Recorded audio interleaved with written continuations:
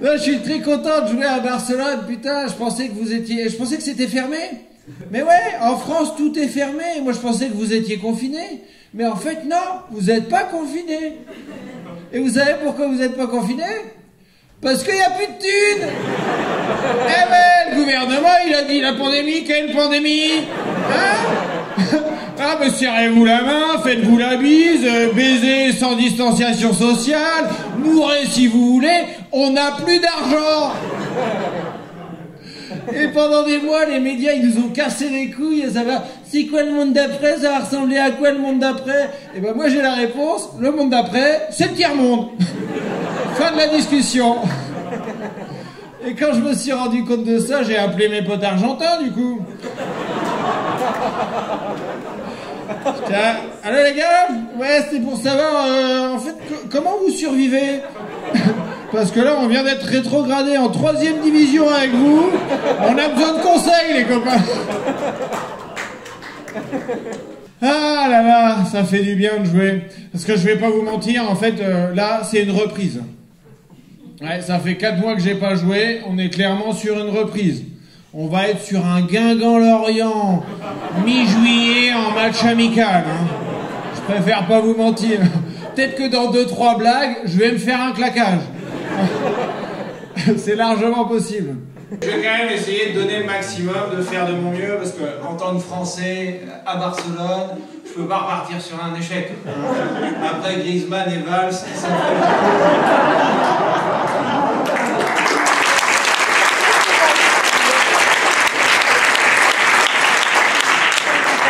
Là, ça fait une semaine que je suis ici, et ça faisait 1 an que j'avais pas voyagé à l'étranger.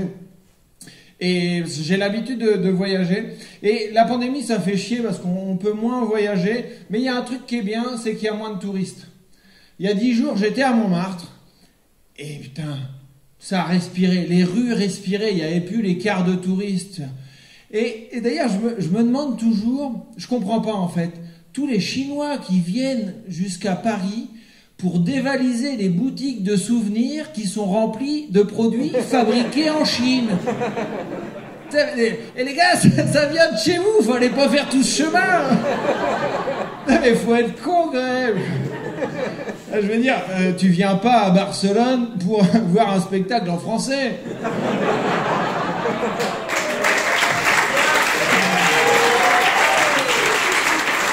Mais ouais, c'est absurde. Qui ferait ça? Non mais c'est agréable qu'il y ait moins de touristes. Même vous devez le sentir. Vous avez plus les hordes de beaufs qui remplissent des EasyJet pour venir se picoler la gueule pendant 3 jours à Barcelone. Franchement, les groupes de mecs qui viennent pour les enterrements de vie de garçons à Barcelone, c'est les pires des beaufs. Et je le sais parce que je l'ai fait 3 fois. Non mais la première fois que je suis venu, c'était il y a 15 ans et franchement j'ai vu la ville changer. Il y a 15 ans, quand tu te baladais dans le centre, il y avait des Barcelonais, ça parlait un peu catalan. Maintenant, il n'y a plus que des Airbnb et il n'y a plus de Barcelonais. Je veux dire, le Paqui qui vend des roses depuis 20 ans place à Catalunya, ben c'est le doyen du quartier en fait. Hein. Et puis même le rythme a changé. Sur la Rambla, avant, tu avais un petit rythme espagnol avec du flamenco, ça faisait... Olé! Aujourd'hui, le rythme sur la Rambla, c'est...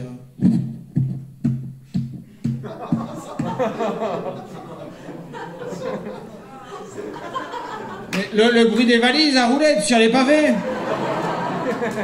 Ah, vous étiez plus sur une levrette, vous, a priori. Ok, non mais un public plus axé cul que culture.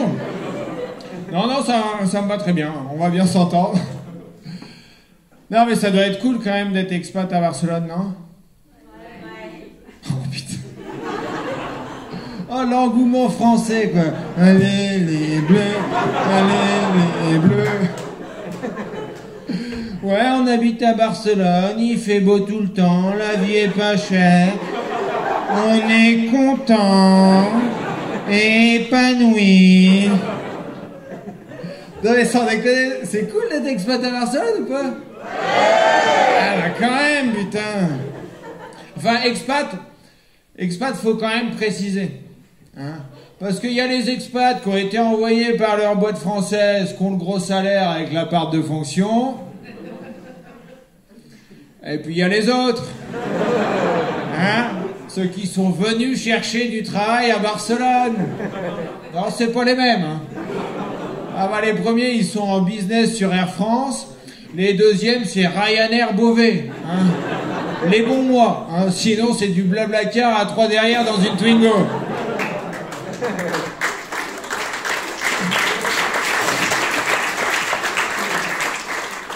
Non, mais vous avez un avantage quand même quand t'es expat à Barcelone, c'est que vous avez plein d'amis. Ouais. Les amis français se souviennent de vous. Ouais. En fait, tu te souviens d'Hugo? Ah, il était vraiment trop con. Eh ben, il a un grand appart à Barcelone. Putain, faut trop que je prenne de ses nouvelles. Mais ouais, mais ah, quand tu commences à être expat à Barcelone, t'as v'là les visites. Hein. D'ailleurs, t'as 2 boulots. T'as le premier boulot, la journée normale, et puis le soir, tu fais conciergerie. Hein. Ah bah c'est pas une chambre d'amis que t'as, c'est un appart Airbnb en fait, tu gères ça pareil quoi. T'as le petit calendrier sur le frigo pour gérer les entrées, sorties, laver les draps, les serviettes. Moi j'ai des potes à Barcelone, ils ont fait un enfant. C'était pas parce qu'ils voulaient un enfant.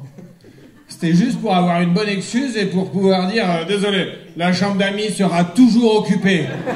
Non, on n'a pas de clic-clac. On a un canapé avec des punaises et on peut accueillir que des fakirs. On ne veut plus de toi, ok?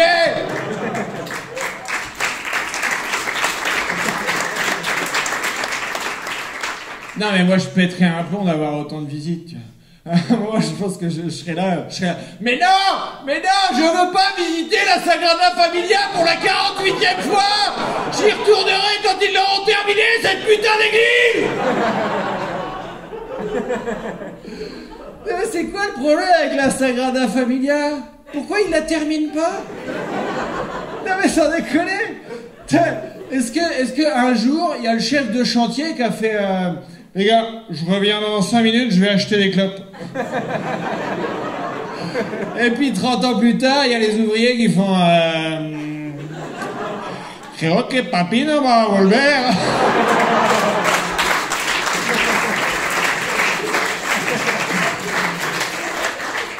Mais non, moi je comprends pas pourquoi ils la terminent pas. On a l'impression qu'on est au Maroc, tu sais, où ils terminent pas les maisons pour pas payer d'impôts ou blanchir de l'argent. Je veux dire, l'église catholique ne va pas blanchir de l'argent. Non. Planquer des prêtres pédophiles, oui. Mais blanchir de l'argent, blanchir des enfants à la limite. Buvez, ceci est mon sperme.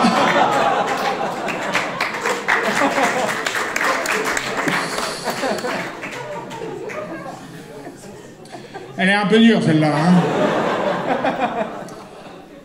Hein. J'ai un pote un jour, il est venu me voir, il me fait tu sais Tristan, depuis que j'ai un enfant, j'apprécie beaucoup moins les blagues sur les pédophiles.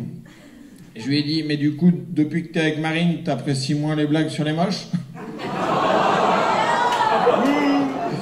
Et a priori, oui, hein, puisque ça fait longtemps que j'ai pas eu de ces nouvelles.